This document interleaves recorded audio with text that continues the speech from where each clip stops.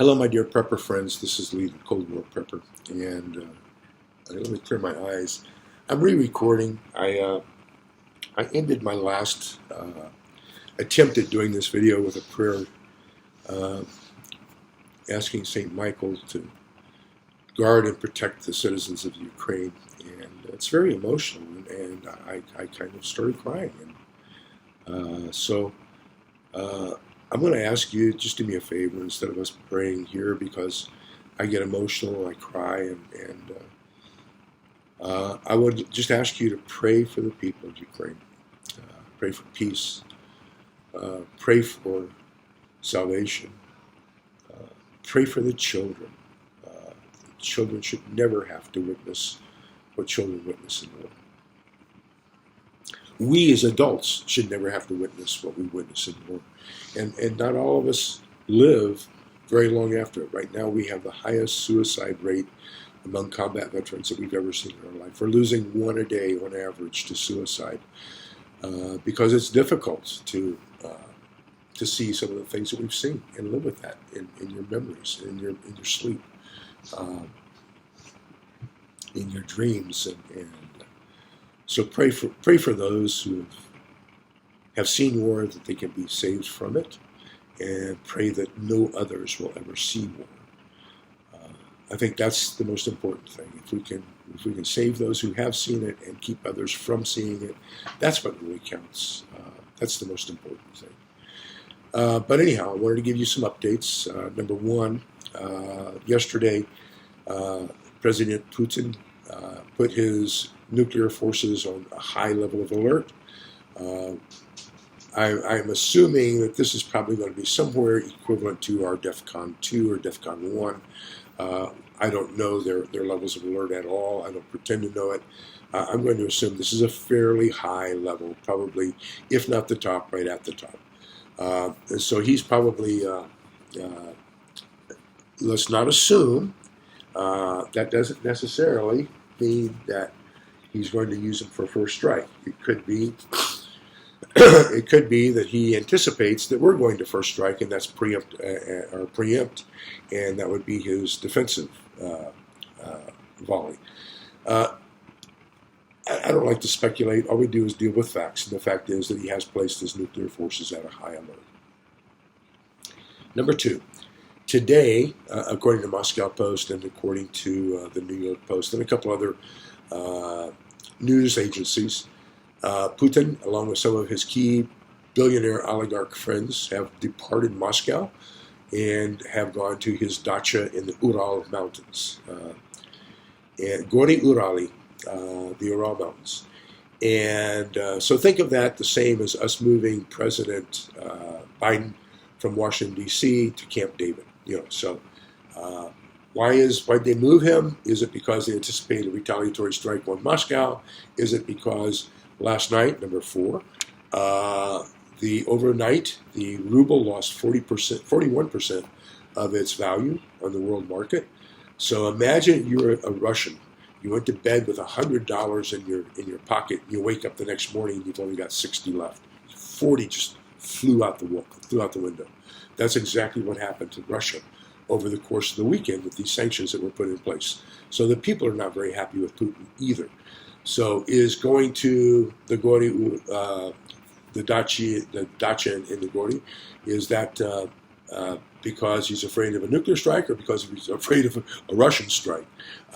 Remember that the Velika Oktyabrskaya Revolution, the Great October Revolution, started on the battleship Aurora by the Navy, who was fighting against the Germans in World War I. So that right in the middle of World War I is when the Great October Revolution started in Russia, that brought about the transformation to communism. So that's just another one of those things to remember.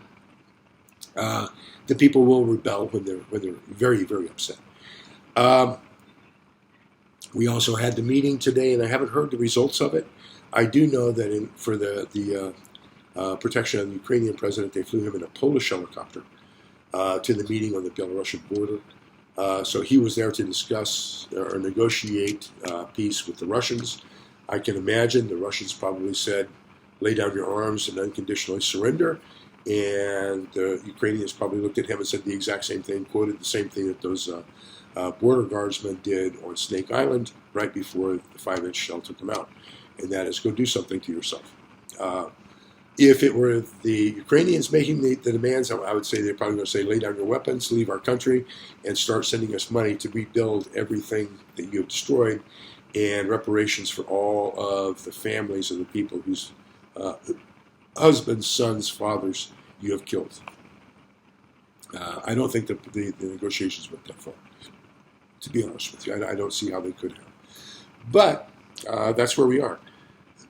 I do want to give you one small thing as we get ready to leave, and that is, this is, I just ordered this. It's only about a month old. I ordered this from Medjugorje in Slovakia. So in Medjugorje, it basically is the newest apparition of the Virgin Mary. And so the nice thing about this is from that apparition area, and it was blessed by the priest there. So this is made of olive wood that is from that area. And up here we have the Benedictine cross, or the Benedictine medal. For those of you who don't know, St. Benedict formed the Benedictine order of monks, and he built Monte Cassino, which is the abbey right outside of Rome, that is famous because it was one of the biggest battles in Italy in World War II. Remember that the Nazis took over Monte Cassino, and they defended that line from Monte Cassino. We didn't want to fight it because we didn't want it, we revered it and didn't want to destroy a religious relic. And finally, we had to start bombing it and everything else. And so, the only thing that was untouched, unscathed by the entire bombing in the war was St. Benedict's grave. So that's got to say a little bit of something. So what does his St. Benedict's cross say? Well, this is what is on St. Benedict's cross is the prayer that is used for an exorcism.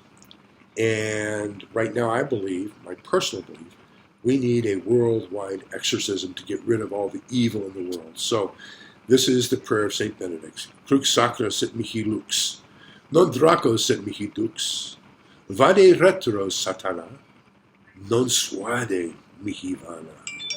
Sunt quae libas, Ipse venenas ipsas, bibas, Ipse venena bibas.